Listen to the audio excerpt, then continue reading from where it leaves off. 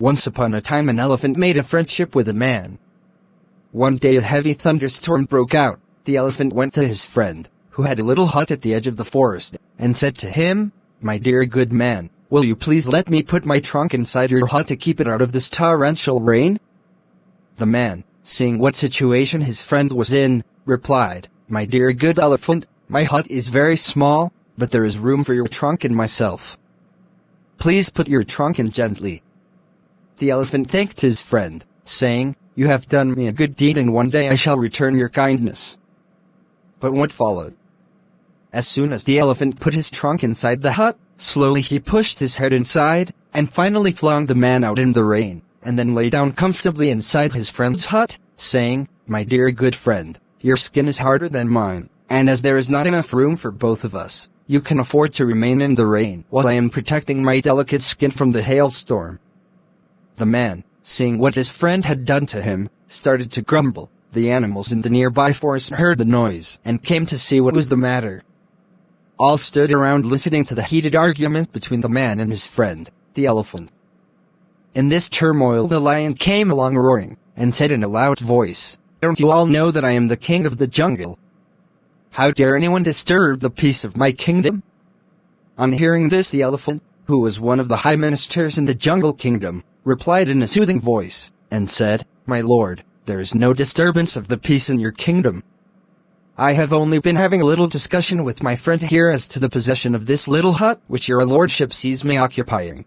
The lion, who wanted to have peace and tranquility in his kingdom, replied in a noble voice, saying, "I command my ministers to appoint a commission of inquiry to go thoroughly into this matter and report accordingly."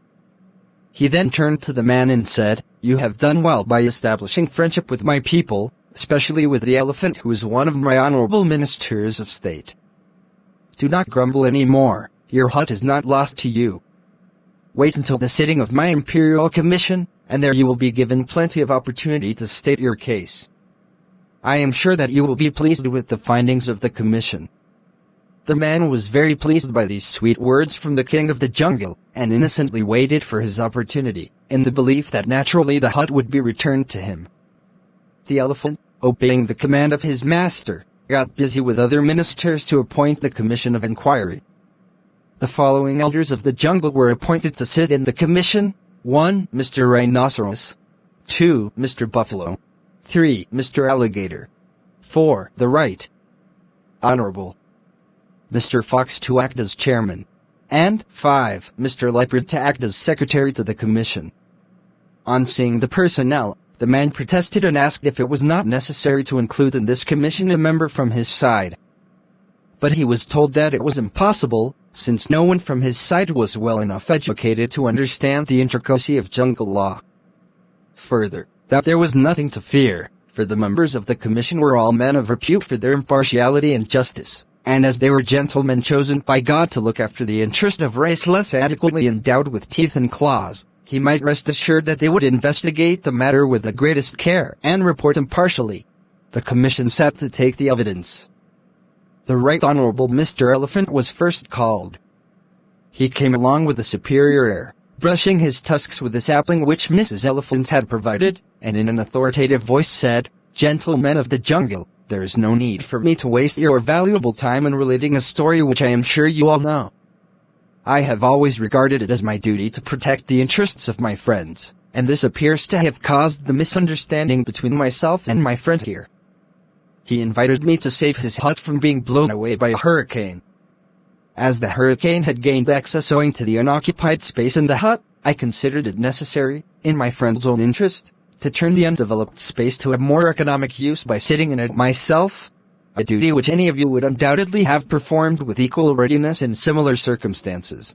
After hearing the Right Honorable Mr. Elephant's conclusive evidence, the commission called Mr. Hyena and other elders of the jungle, who all supported what Mr. Elephant had said. They then called the man, who began to give his own account of the dispute. But the commission cut him short, saying, "My good man, please confine yourself to relevant issues. We have already heard the circumstances from various unbiased sources. All we wish you to tell us is whether the undeveloped space in your hut was occupied by anyone else before Mr. Elephant assumed his position." The man began to say, "No, But at this point the commission declared that they had heard sufficient evidence from both sides and retired to consider their decision. After enjoying a delicious meal at the expense of the Right Honorable Mr. Elephant, they reached their verdict, called the man, and declared as follows: "In our opinion, this dispute has arisen through a regrettable misunderstanding due to the backwardness of your ideas.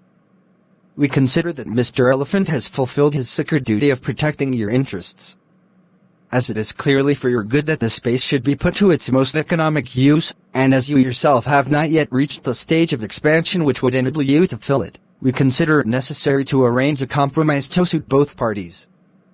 Mr. Elephant shall continue his occupation of your hut, but we give you permission to look for a site where you can build another hut more suited to your needs, and we will see that you are well protected."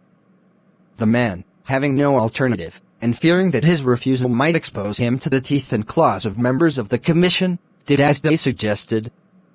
But no sooner had he built another hut than Mr. Rhinoceros charged in with his horn lowered and ordered the man to quit. A royal commission was again appointed to look into the matter, and the same finding was given. This procedure was repeated until Mr. Buffalo, Mr. Leopard, Mr. Hyena and the rest were all accommodated with new huts. Then the man decided that he must adopt an effective method of protection, since commissions of inquiry did not seem to be of any use to him. He sat down and said, which literally means, "There is nothing that treads on the earth that cannot be trapped," or in other words, you can fool people for a time, but not forever. Early one morning, when the huts already occupied by the jungle lords were all beginning to decay and fall to pieces, he went out and built a bigger and better hut a little distance away. No sooner had Mr. Rhinoceros seen it than he came rushing in, only to find that Mr. Elephant was already inside, sound asleep. Mr. Leopard next came in at the window, Mr. Lion, Mr. Fox, and Mr. Buffalo entered the doors, while Mr. Hyena howled for a place in the shade and Mr. Alligator basked on the roof. Presently they all began disputing about their rights of penetration, and from disputing they came to fighting, and while they were all embroiled together the man set the hut on fire and burnt it to the ground, jungle lords and all. Then he went home saying, "Peace is costly, but it's worth the expense," and lived happily ever after.